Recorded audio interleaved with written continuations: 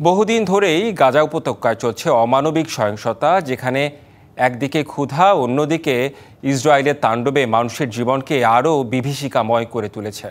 শনিবার সকালে ইসরায়েলি হামলায় প্রাণ হারিয়েছেন অন্তত 24 জন, যার মধ্যে 13 জনই ছিলেন ত্রাণপ্রার্থী। গাজায় মৃত্যুর মিছিল, বাঁচার জন্য হাহাকার, খাবারের জন্য অপেক্ষা করতেই ঝরছে প্রাণ। প্রতিদিন যেন নতুন নতুন মৃত্যুর সংখ্যা যোগ হচ্ছে। গাজা এখন আর কেবল একটি স্থান নয়, হয়ে উঠেছে এক জীবন্ত কবরখানা, যেখানে মানুষ মরছে ক্ষুধায়, বোমার আঘাতে আর ন্যায় বিচারের অভাবে। প্রতিদিনই অপুষ্টি ও ক্ষুধায় মারা যাচ্ছে শিশু থেকে বৃদ্ধ। ত্রাণ কেন্দ্রগুলো যেন এখন একটি পরিকল্পিত মৃত্যুকূপ। গেল মে মাস থেকে এখন পর্যন্ত জিএইচএফ এর ত্রাণ কেন্দ্রের আশেপাশে প্রাণ হারিয়েছেন 1300 জনের বেশি।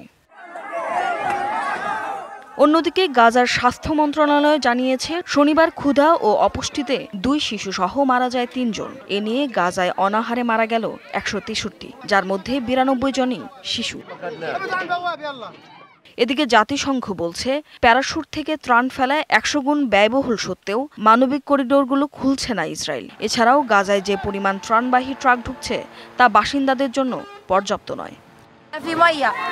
আমার 7 সন্তান নিয়ে অনাহারে দিন কাটাচ্ছি। ত্রাণবাহী ট্রাক আসলেও সে খাবার আমরা পাচ্ছি না।